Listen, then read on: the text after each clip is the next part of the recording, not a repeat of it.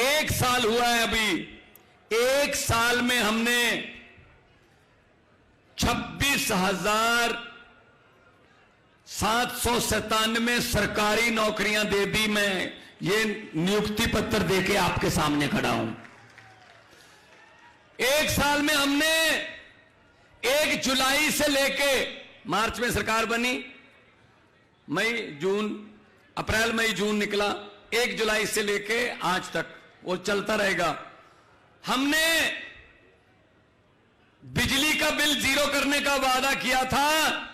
आज पंजाब के 87%, 87% घरों को बिजली का बिल 0 आता है जी। एक साल में हमने शुगरफेड की तरफ से कई सालों से किसानों के गन्ने की पेमेंट नहीं हुई थी, 394 करोड़ हमने वापस कर दिया गन्ने के किसान को। एक साल में हमने मूंगी की दाल तीसरी फसल के तौर पर भिजवाई और 7275 रुपया एमएसपी उस पर दी। अगर किसी की मूंगी की दाल 6500 रुपए पर क्विंटल बिकी, हमने उसका डिफरेंस पे किया 775 के, आपको एमएसपी के बराबर की पेमेंट मिलेगी। हमने 500 मोहल्ला क्लिनिक खोल दिए, 150 के लगभग मोहल्ला क्लिनिक और तैयार हैं। उन 500 मोहल्ला क्लिनिक में अब तक 12 से 15 लाख के बीच लोग आकर वहां से दवाई लेकर ठीक हो चुके हैं। उनको सरकारी अस्पताल में धक्के खाने की जरूरत नहीं रही है। सिर्फ एक साल की प्राप्तियां गिनवा रहा हूं। एक साल में हमने स्कूलों का कायापलट करना शुरू कर दिया। अब स्कूल ऑफ एमिनेंस बनेंगे, प्रिंसिपलों को सिंगापुर जाके ट्रेनिंग दे रहे हैं। एक साल में हमने करप्शन के अगेंस्ट एक मुहिम चलाई। लोगों को एक फोन नंबर दिया कि आप अगर सरकारी दफ्तर में जाओगे, कोई बाबू पैसे मांगता है, मना मत करना, जेब में हाथ डालकर पैसे मत निकालना, फोन निकाल लेना, उसकी फोटो खींचकर हमको भेज देना, बाकी काम सरकार का है। सैकड़ों की गिनती में जो रिश्वतखोर थे वो जेलों में है। ये एक साल की प्राप्ति है हमारी। तो नीयत साफ हो तो सब कुछ हो सकता है। नीयत साफ हो, दुकानदारों के लिए, छोटे व्यापारियों के लिए, मजदूरों के लिए हमने मिनिमम वेजेस मजदूरों का बढ़ाया, जो दिन रात काम करते हैं, जो उसी दिन कमाते हैं उसी दिन खाते हैं।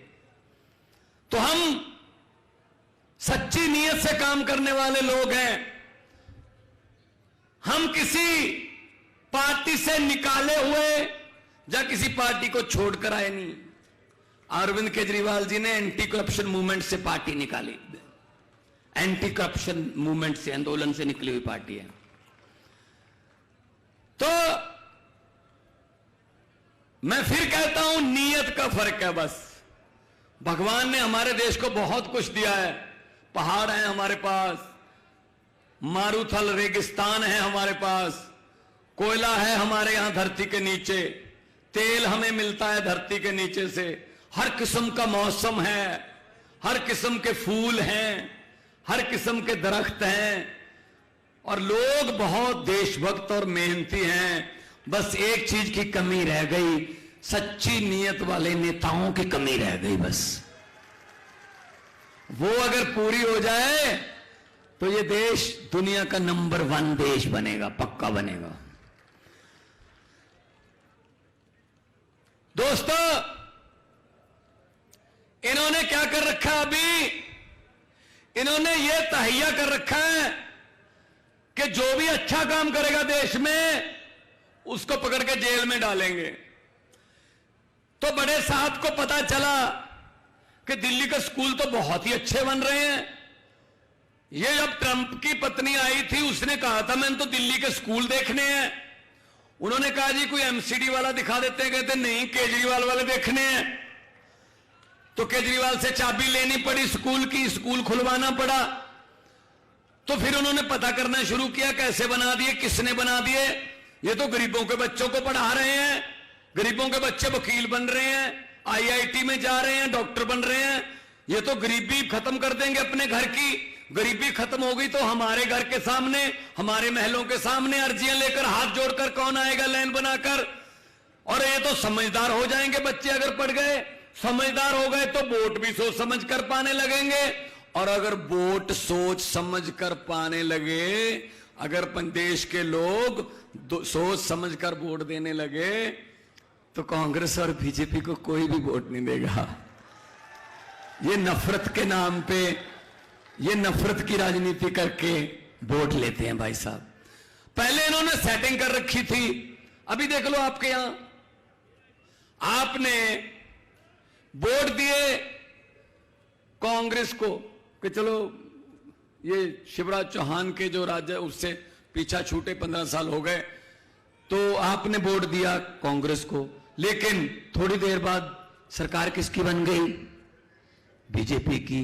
इसका मतलब ये हो गया, कांग्रेस को वोट दो चाहे बीजेपी को वोट दो, जिसको ये चाहेंगे सरकार तो उन्हीं की बनेगी, हमारा उसमें कोई लेना देना नहीं होता भाई साहब। जो कांग्रेस वाले इस्तीफा देकर दोबारा बीजेपी की तरफ से लड़े, क्या उनमें से एक ने भी, एक भी वोटर को पूछा कि भाई साहब मैं जिताया तो आपने था लेकिन मैं इधर जाना चाहता हूं, चला जाऊं?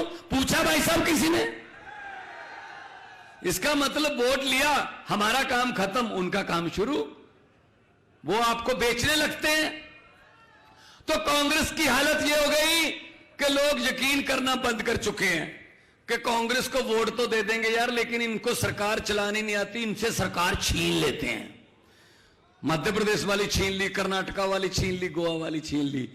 और हमारे वाले में, आम आदमी पार्टी के बारे में ये कहते हैं लोग कि चाहे दिल्ली में एलजी तंग कर रहा है, लेकिन सुप्रीम कोर्ट में जाकर कभी धरने लगाकर ये सरकार चला रहे हैं, और उनके शेर की मांद में बैठकर जो है वो सरकार चलाई जा रही है और फैसले लिए जा रहे हैं।